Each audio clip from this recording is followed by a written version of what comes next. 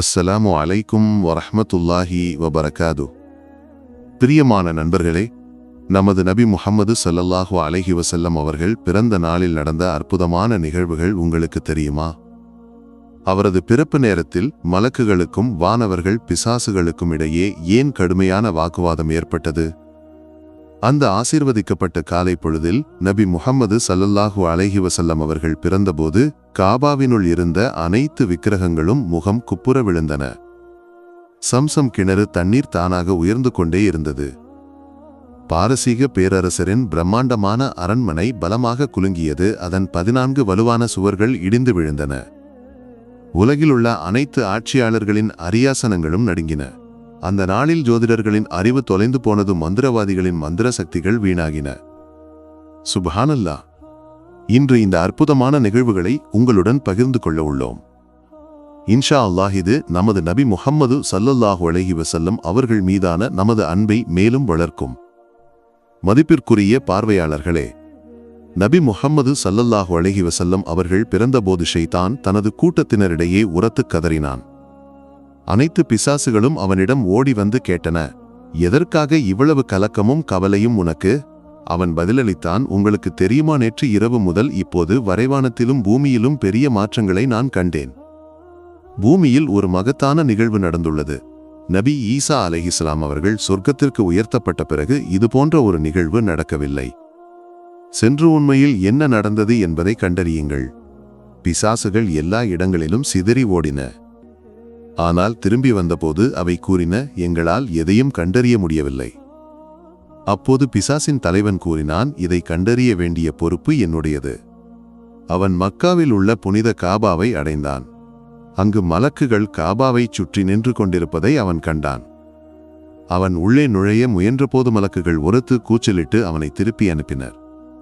பின்னர் அவன் ஒரு பறவையைப் போல சுருங்கிமலை இடைவெளிகள் வழியாக கடக்க முயன்றான். அப்போது ஜிப்ரீல் அலைஹிஸ்ஸலாம் கூறினார், ஓசபிக்கப்பட்டவனே, பின்னோக்கி செல். ஆனால் ஷைத்தான் பதிலளித்தான், ஓ ஜிப்ரீலே, எனக்கு ஒரு கேள்வி உள்ளது. நேற்று இரவு என்ன நடந்தது என்று சொல். ஜிப்ரீல் அலைஹிஸ்ஸலாம் பதிலளித்தார், இன்று இரவு மிக மகத்தான நபியான முஹம்மது அல்லாஹ்வின் தூதர் ஸல்லல்லாஹு அலைஹி வஸல்லம் பிறந்திருக்கிறார். ஷைத்தான் மீண்டும் கேட்டான், அவர் மீது எனக்கு ஏதேனும் அதிகாரம் இருக்குமா? ஜிப்ரீல் அலைஹிஸ்ஸலாம் பதிலளித்தார், இல்லை. ஷைத்தான் மீண்டும் கேட்டான், அவரது பின்பற்றுபவர்கள் மீது எனக்கு ஏதேனும் பங்கு கிடைக்குமா? ஜிப்ரீல் அலைஹிஸ்ஸலாம் பதிலளித்தார், ஆம். அப்போது ஷைத்தான் கூறினான், பிறகு நான் திருப்தி அடைகிறேன். ஹஸ்ரத் ஹலீமா ரதியல்லாஹு அன்ஹா கூறுகிறார், நான் குழந்தையாக இருந்த முஹம்மது நபி ஸல்லல்லாஹு அலைஹி வஸல்லம் அவர்களை என் வீட்டிற்கு கொண்டு வந்த தருணத்திலிருந்து ஆசீர்வாதங்களும் கருணையும் தோன்றத் தொடங்கின.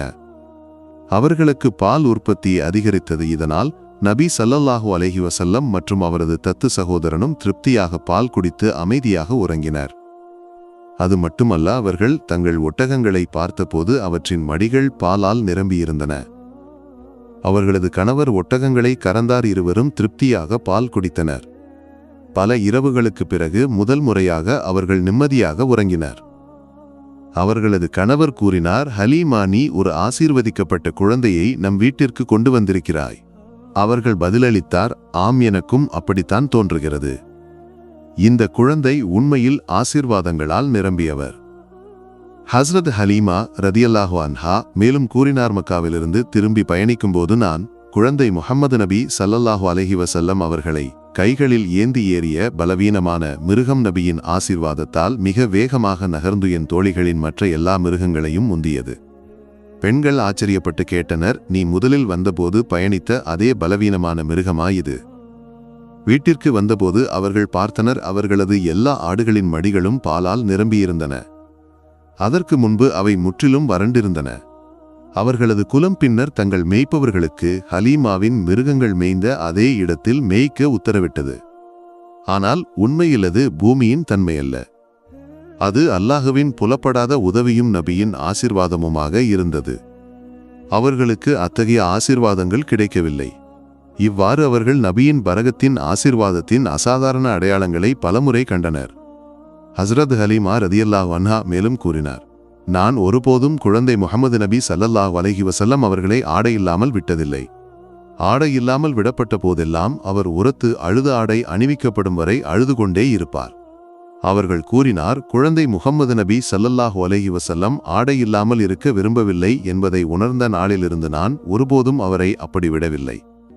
நான் எப்போதும் அவரது உடலை ஆடையால் முறையாக மறைத்தேன். ஹஸ்ரத் அப்பாஸ் இப்னு அப்துல் முத்தலிஃப் ரதியல்லாஹு அன்ஹு கூறினார், அவர் ஒருமுறை அல்லாஹ்வின் தூதரிடம் ஸல்லல்லாஹு அலைஹி வஸல்லம் கூறினார், உங்கள் நபித்துவத்தின் ஒரு அடையாளம் மட்டும் போதுமானது எனக்கு இஸ்லாமை ஏற்க. அவர் இளம் நபி தனது விரலை நிலவை நோக்கி காட்டிய போது அவரது விரல் நகர்ந்த இடமெல்லாம் நிலவு பின்தொடர்ந்ததை கண்டார். இது அவரது நபித்துவத்தின் மற்றும் பணியின் பிரகாசமான ஆதாரமாக இருந்தது. ஹலீமாவின் வீட்டில் தங்கியிருந்த காலத்தில் குழந்தை முஹம்மது நபி ஸல்லல்லாஹு அலைஹி வஸல்லம் ஒருபோதும் இரு மார்புகளிலிருந்து பால் குடித்ததில்லை. அவர் எப்போதும் ஒரு பக்கத்திலிருந்து மட்டுமே குடிப்பார், மற்றொரு பக்கத்தை தனது தத்து சகோதரனுக்கு விட்டுக் கொடுப்பார். இவ்வளவு சிறிய வயதில் இத்தகைய ஆழமான நீதி உணர்வு அரிது. உண்மையில் ஒரு மகத்தான மனிதருக்கு மட்டுமே சாத்தியமானது. இளம் நபியின் உடல் வளர்ச்சி ஆச்சரியமளிக்கும் வகையில் இருந்தது. 2 மாத வயதில் அவர் தவழ ஆரம்பித்தார். 3 மாதங்களில் சுவரை பிடித்து நடந்தார். 5 மாதங்களில் ஆதரவு இல்லாமல் நடந்தார். 7 மாதங்களில் ஓட ஆரம்பித்தார். 8 மாதங்களில் மட்டுமே அவர் பேசினார். இந்த அசாதாரண குணங்கள் நிச்சயமாக அவரது அற்புதங்களில் ஒன்றாக இருந்தது. அவர் உம்மத்தின் மத்தியஸ்தராகவும் பிரபஞ்சத்தின் தலைவராகவும் இரு உலகங்களின் அதிபதியாகவும் தீர்மானிக்கப்பட்டவராக இருந்தார்.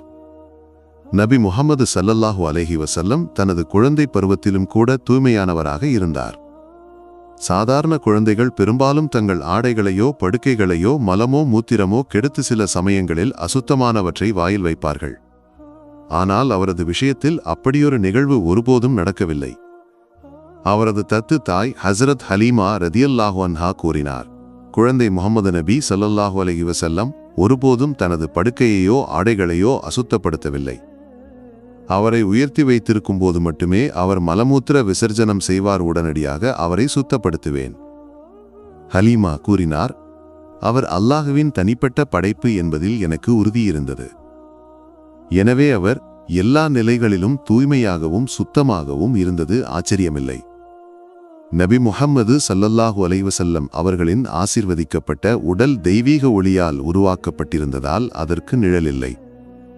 சாதாரண மனிதர்களின் நிழல் அசுத்தமான பொருட்களிலோ மனிதர்களின் அல்லது விலங்குகளின் கால்களின் கீழோ விழலாம். ஆனால் அல்லாஹ் தனது பிரியமான நபியின் நிழல் அவமானப்படுத்தப்படுவதை விரும்பவில்லை. எனவே அவரை நிழலற்றவராக படைத்தார். அதே காரணத்தால் ஒரு ஈ கூட அவரது உடலில் அமரவில்லை. ஏனெனில் ஈக்கள் அசுத்தத்திலிருந்து உருவாகின்றன, அவை தாமே அசுத்தமானவை. எனவே அல்லாஹுவின் தூதரின் தூய்மையான உடலை அவற்றால் ஒருபோதும் தொட முடியவில்லை. ஹஸ்ரத் கதீஜா ரதியல்லாஹு அன்ஹா அவர்களின் பணியாளரான ஹஸ்ரத் மைசரா ரதியல்லாஹு அன்ஹு நபி ஸல்லல்லாஹு அலைஹி வஸல்லம் அவர்களின் சேவைக்காக ஒருமுறை நியமிக்கப்பட்டார். அவர் பல அற்புதங்களைக் கண்டு மிகவும் ஆச்சரியப்பட்டார். நபி ஸல்லல்லாஹு அலைஹி வஸல்லம் ஒரு பாதையில் நடக்கும்போது அவரது தலையின் மேல் ஒரு மேகம் நின்று நிழல் தந்து அவர் செல்லும் இடமெல்லாம் அவருடன் நகர்வதை அவர் கண்டார். ஒரு மனிதனின் வாழ்க்கையில் இத்தகைய அசாதாரண நிகழ்வுகள் நிச்சயமாக நபி முஹம்மது ஸல்லல்லாஹு அலைஹி வஸல்லம் அவர்களின் மகத்தான அற்புதங்களாக இருந்தன. இந்த அற்புதங்கள் அவரது குழந்தை பருவத்திலும் கூட தெளிவாக இருந்தன. இருப்பினும் அவை தற்காலிகமாக இருந்தன. நபியின் மிகப்பெரிய மற்றும் நிரந்தரமான அற்புதம் புனித குர்ஆன் ஆகும். அது மறுமை நாள் வரை நிலைத்திருக்கும். மேலும் அவரது வாழ்க்கையை பற்றி சிந்திக்கும் போது அவரது வாழ்க்கை பயணம் முழுவதும் அற்புதங்களால் நிரம்பியிருந்தது என்பதை நாம் காணலாம். அவரது போராட்டத்தின் ஒவ்வொரு கட்டமும் அவரது நபித்துவத்தின் உயிருள்ள ஆதாரமாக நின்றது. அல்லாஹ் சுப்ஹானஹு வ தஆலா நம் அனைவரையும் முத்து நபியை கனவில் காணும் பாக்கியத்தை அருளட்டும். ஆமீன். அஸ்ஸலாமு அலைக்கும் வரஹ்மத்துல்லாஹி வபரகாதுஹு.